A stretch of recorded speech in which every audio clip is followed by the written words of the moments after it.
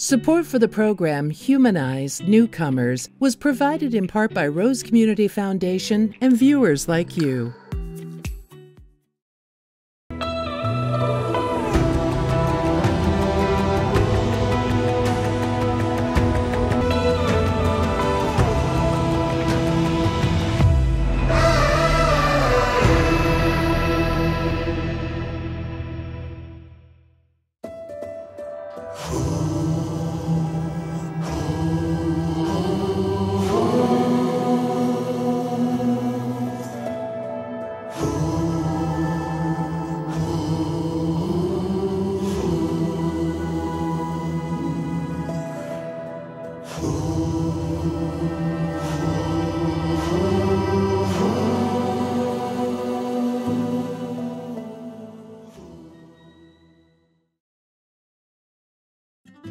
My name is Yoli Casas. I'm the Executive Director of ViVe Wellness. ViVe started 7.5 years ago, and I founded that organization basically because it was important to me I believe a lot in movement, physical activity. That's who I am, and the reason when I did leave Venezuela at 16.5 years old, young, came here, it was searching for something that I was told that in that country I couldn't do, and like girls could not be athletics, because I wanted to be a professional athlete, I wanted to be a coach, I wanted to get education. And so I learned about the USA that you could do that.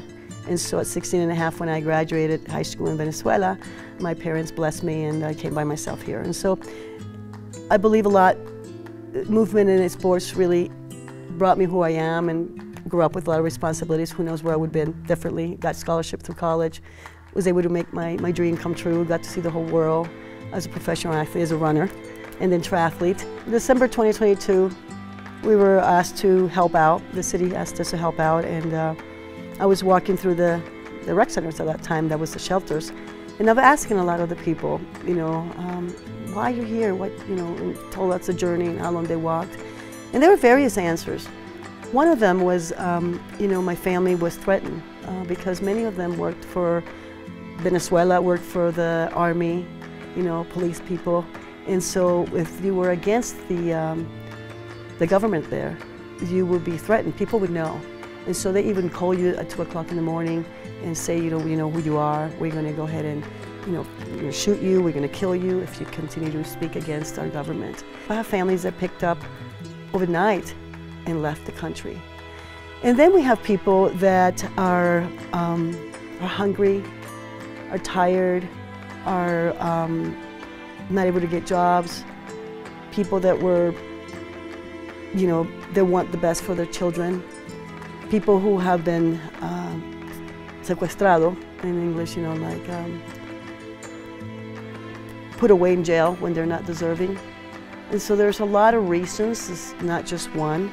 And as people start leaving, you remember you have one channel over there only. And so you have this vision that coming here is a lot, it's better, and life is easier, right? You don't realize how much you have to work, you don't realize, certain things, but you are free, and you are free to speak and say something. So I feel like when they come here, and they've come here and they walk for so long, during those conversations, many are sure that this is where they want to go. No matter how far they work, no matter how hard they have to work right now, how much they've walked, if they have to continue to find other places, they say anything's better than over there and how they were treated. Others, not a lot, want to go back. Other ones, with this lady, she was coming from Colombia, but lived in Venezuela with her daughter, and arrived, and they were at the Zune shelter, and she said, her husband died on the way here. And they were going to continue on, and she was going to really work hard to make sure that her daughter made it. It was just two of them, I remember their faces. And after about a couple months, he called me and she was just crying, and she said, I can't make it here on my own. And so, we did whatever we can. I remember getting the suitcases, and they were going to go live back to her husband's family in Colombia, not even Venezuela, because she couldn't go back. So those are situations that you learn and you hear, but nobody wants to leave their country if things are good, or their families or their siblings. So it has to be really, really bad for somebody to come here. December 2022, there were like 200 people that arrived, and we helped put out a holiday party. Started in January, started housing families all the way through August. We had many of the children. So we started at, we call it transitional, ViVe Transitional School, where we had even some teachers from Venezuela in English as second language. We taught math and science, because many of the kids have been traveling for 2 to 3 years. So I want you to know that although they left Venezuela, they might have left Venezuela 2 or 3 years ago, and they're walking, they're trying Peru, they're trying Ecuador, they're trying different countries, eventually making it. So sometimes they have not gone to school for 2 to 3 years. We've been delivering healthy food bags every other week to those families that we have already housed, and we're up to 1,300 families. There's a lot of bags, and we have a team of 8 women that are doing that, and they drive the cars and they procure the food. And at the same time, we also have a team of people that are housing these families that are left at the shelters. And so one of the things is, again, most people do not have a work permit. Now that since they have been here, we have done over 350 individuals that have had TPS. So we also have a team that does TPS, so they have a work permit, and the amazing thing is when you are there, and packs arrive to ViVe of envelopes, and we get the families and they open it up, and here's their social security card and their permit to work. Of course, they both have to go together. We show them how to do. Or we have CBP1, people who have entered with a permit, and CBP1 now we know that we have clinics, so they actually can get that work permit. And then we have the families who have come without any of them, and they have given themselves up. And those are the ones that, the only way that we can get temporary work permit is for them to apply for asylum. And so we have been doing that from September. The numbers have grown. In the shelters at that time, we had, the city has had about 9 shelters, including the non-congregate and the congregate. And in December, it hit the highest, 5,000 people in all the shelters. And then you try to motivate people to try to get their lives together in a month or month and a half or 2, and that's really hard. So there are people that make it, and there are families that don't, and you find them being evicted. And even before they get evicted, they don't know. Nobody has told them what you can do. There are some programs that you could have done. And so they are evicted, they're back in the streets, they're back in the encampments, children in the encampments. It's cold outside. Sorry, just remembering this, kids in the streets, and it's cold. So, it hasn't stopped for over a year. I remember talking to the city and mayor, the proposed, and I said, there's got to be a point where Denver has done a lot, wonderful things, a lot. But you can only help so many people the right way. And giving people hope where eventually 2 or 3 months you'll end up in the street is not the right way, in my opinion. Talked to the organization and said, we really have 3 months of working hard. December, January, February, by March, we must move most people. And we did. When we got to March, there were under 1,000 people. And I looked at the mayor and said, here's your opportunity. No one's coming yet, for whatever reason. Probably can imagine, I don't know what happened. This is really hard. I've never worked so hard emotionally. There's got to be solutions. And so, we can't be seeing children in the streets. If you welcome people, then we need to, if you say welcome to our city, then we can't see children in the street. What's the solution? And then you also can't take all the programs away from our city. We're here to help other humans. And it might not be that I didn't get the help 40 years ago. It might not be that you are probably one of them that came from another country and really needed help. Or one of those that I really still believe in that have been here for 30 or 40 years. And many of my friends and our staff are them, and they still don't have the work permit. And they still can't go to their country to see their parents die. So those are the people that I sometimes reach out, and I totally understand them. And I wish we could do something. And I write every day, every year, the same thing. You've got to get these people that have been here 30, 40 years a place, this is their home, permit to work, permit to go out and see your family. Let's work together. It's going to take time, but I'm hoping that 6 months later, we're all a little bit closer. I'm hoping that people can see now there's a little differences. There's not as many encampments. There are not as many children in the streets. I mean, I believe a lot of them, they're the future. So I'll make sure these kids that are coming in and the kids already here are one and work together, and we can give them that opportunity, and it's led by example. So that's my hope. Mi nombre es Yangcer Alejandro Yangcer y soy oriundo de Venezuela. Fue una decisión muy dura porque, bueno, dejar a la familia no es nada fácil, pero más que todo fue por la necesidad. Para mí es un secreto lo que está pasando actualmente en Venezuela y el querer ayudar a mi familia, el querer conseguir un futuro mejor, no lo iba a obtener ahí por razones obvias. Yo salí el 17 de enero de este año. A México llegué en febrero y pasé en abril para acá. Me tomó alrededor de unos 3 meses. Actualmente me encuentro residenciado en el Hotel Quality Suni, en la calle Sunay, en el refugio.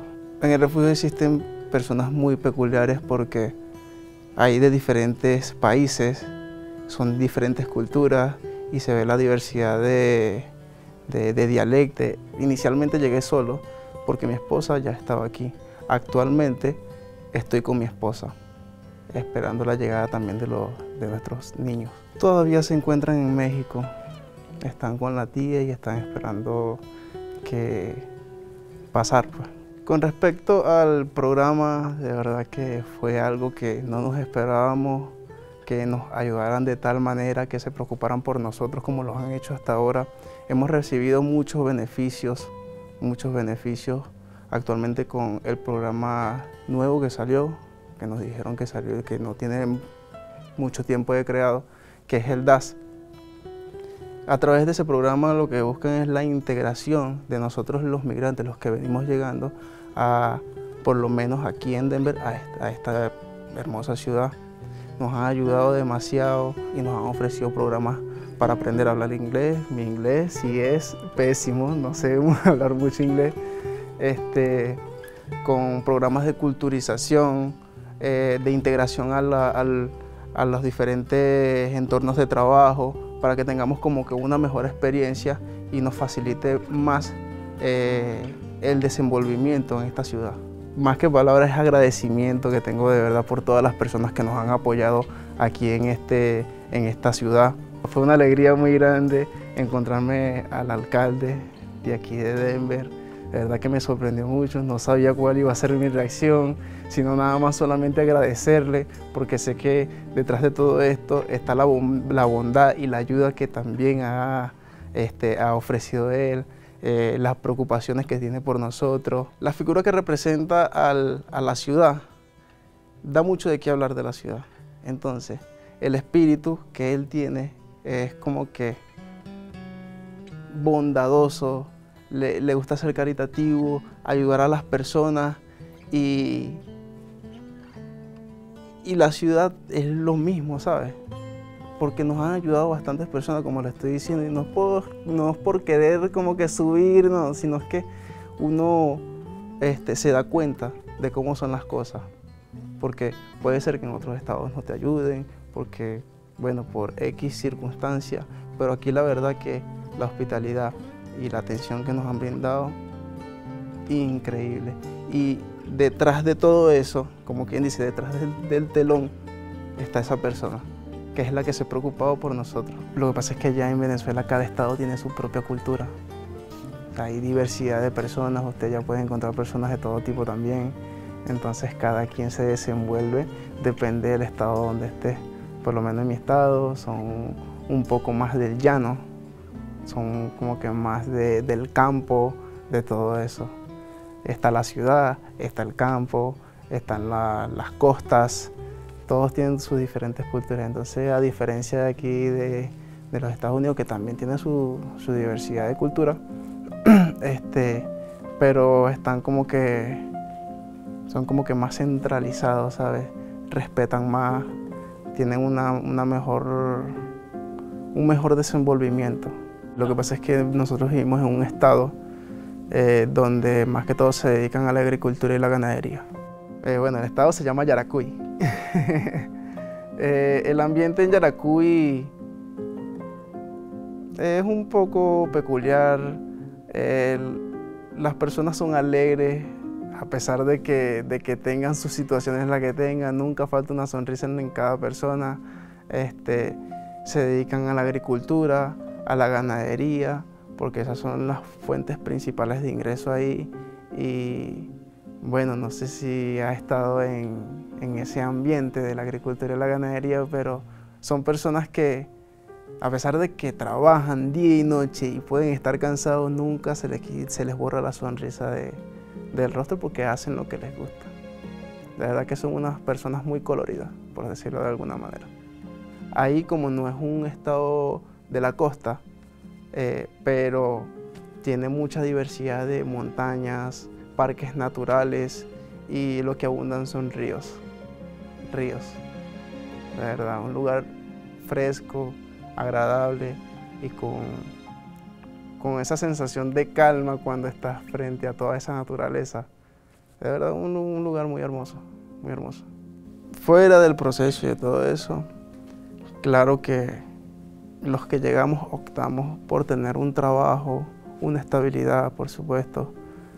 Claro, en estos momentos se nos hace muy difícil por la situación en la que estamos entrando a este país, todavía no tenemos permiso de trabajo, la mayoría no tiene permiso de trabajo, entonces todo es un proceso, pero sé que con el favor de Dios se van a dar todo,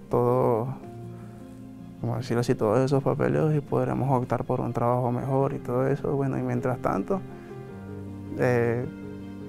como dicen en mi país, marañando. Marañando es como una jerga que utilizamos nosotros para decir que estamos haciendo trabajitos por aquí, por allá y así. Hay que adaptarse a las buenas costumbres que tiene esta ciudad. Por eso es una de las razones principales del programa también, que respetemos. Sería como una invitación a que hagan las cosas bien y aprovechen todas las oportunidades que le están brindando en este momento. Que tomaran conciencia con eso y que, bueno, pusieran un poco de su empeño y respeto más que todo, porque es un respeto hacia la ciudad, hacia el país, el demostrarles que venimos por algo mejor. Bueno, la esperanza que tengo para mi familia en estos momentos es que reunirnos, primero, más que todo, estamos optando por el beneficio de un hogar. Cuando nos reunamos, darle los mejores estudios a nuestros hijos, meterlos en unas escuelas donde ellos aprendan, se integren a la cultura que hay aquí en esta ciudad y tengan como que, por decirlo así, un mejor futuro. I'm Mike Johnston. I'm the mayor of Denver.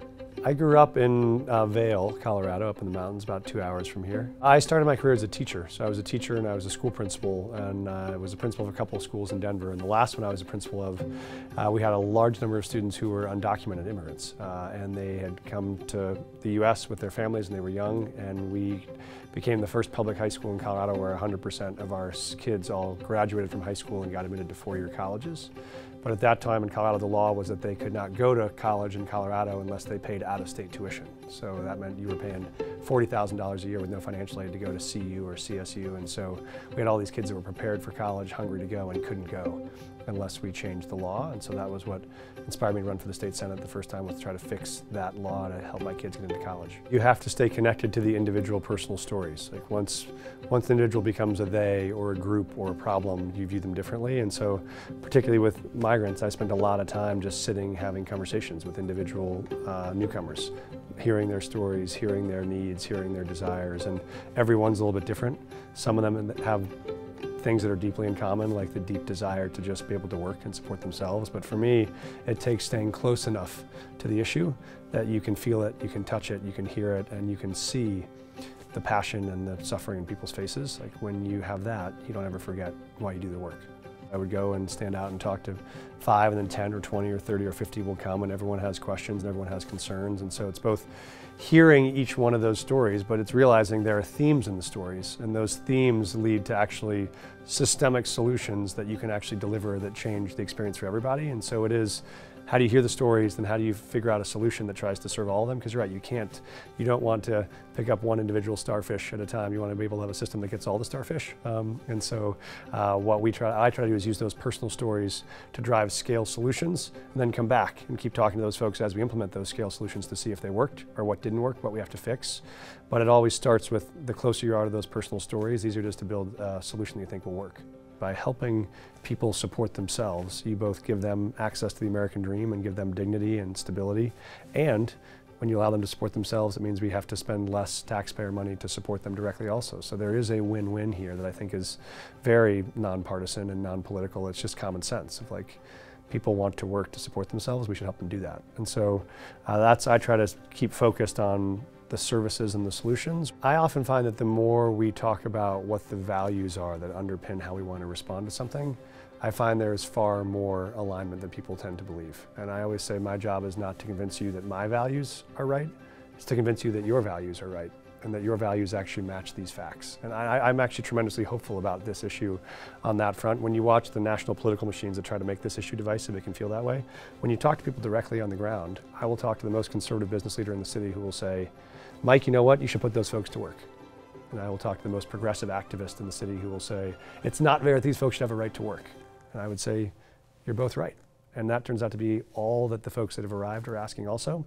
And that's what your heart would tell you, right? Someone walks 3,000 miles through the Darien Gap, risking their lives and their families' lives to get to a country where they can pursue their dreams of just being able to fight to support themselves. Any human being sees that human being and says, I respect the effort you've made and let me see how I can help you. And every human being thinks, and you know what? When you're here, you got to carry your own weight. And that's true too. And I think that's where, at that level, we're aligned as human beings. And when it's a one person standing in front of you with one request, it gets much simpler. I would say that we know we have a system that can support newcomers that arrive in this country. We now have a set of solutions that work for any given experience of someone that comes in. Whether you have a special status that allows you to get work faster, we can help you do that. Whether you come with no status at all and you're on a 7-year wait for a court date for an asylum hearing, we can create a path now through our asylum seeker program to get you access to legal work and training so you can support yourself within 6 months. This is our attempt to share with the rest of the country, this is a solvable problem. And if you are a mayor of another city, we can give you the playbook you can use to make this problem solvable. No one city can solve the whole thing on our own, but together we absolutely can. And so what this means is our playbook makes us ready for any stage of what happens next in federal policy. That's the thing I'd love to share with people. So there are really 2 different types of newcomers who've arrived to Denver into the US because of the federal policy system we have now. One is folks that came last year who had what's called temporary protective status. It's a status the country gives you to say, we presume you need help. Cubans, for instance, have it. So if you come with that, we know you're fleeing a country that's in shambles, and we presume you're eligible for services. Those folks can get access to work in 30 days. So all last year, we had a 42-day length of stay in our hotel system, because that was enough time for us to get you situated, get you applied for work authorization, get you a 30-day work permit, get you out to your own apartment, pay your first month's rent, you're on your own. The second population are folks that have arrived that do not have that access anymore. The Secretary of Homeland Security did that through executive order. I and others asked him to. That expired. He got threatened to be impeached for that action, and he hasn't done it again. So now the folks that arrive only have the plan to apply for asylum. But the asylum courts have a 2 million case backlog right now. So a migrant that's in Denver today has an asylum court date for the year 2031. And they cannot work until that court date currently. What we've done is created a new solution for that population that had no solution, which is to say, rather than waiting 7 years for your court date to come, we can proactively file your entire asylum claim now. And when we file it proactively, you have a 6-month wait list where you can get work authorization. You still have to wait 7 years for the ultimate decision on whether you can stay under asylum, but you can get to work in 6 months. So now what we did is took that 6-month problem of, wow, how do we support folks for 6 months, and made it an opportunity, which is we put them into a workforce training program that over 6 months, you learn English, you learn financial literacy, digital literacy, you choose a career path, you get certifications in that path, you get on-the-job training experience in that path, and then when 6 months come and you have your work authorization arrives, you are ready right away to enter a job in a high-demand field where we have openings. So we've taken what was a crisis, it made it actually an incredibly powerful workforce pipeline for the industries in Denver that needed them most deeply. And we found a way to solve and serve the population that no one else was able to serve. What we did in Denver was to say, no one's coming to save us. Major federal immigration reform has not passed in 30 years, so we just decided we had to take action ourselves. And what this showed is you can't actually, as a city or a state, create a solution without any federal change. I mean, I wanted to be remembered as someone who saw hurt and tried to heal it, who saw suffering and tried to ease it, who saw people divided and tried to bring them back together, and who helped show that the things that people thought were impossible or unsolvable, the things that made us give up on each other or get angry at each other, are actually solvable and fixable. And the more we do that, the more we bind ourselves back together instead of pulling each other apart, and then the more prepared we are for the next challenge. Like every small victory we deliver together makes us feel stronger that we can take on a bigger one and a tougher one. That's, I think, what America has done at its best over and over and over again. We're in a moment now where we've forgotten that sometimes. Our chance to get back shoulder to shoulder on solving some hard problems again, I think, will both improve the lives of the citizens that are served, but more importantly, it'll help us rediscover both what we loved about each other, what we loved about this country. If we can do that again, there's no crisis that comes we're not ready for. I would love that to be part of the legacy this city leaves, and I hope I get to be a part of it.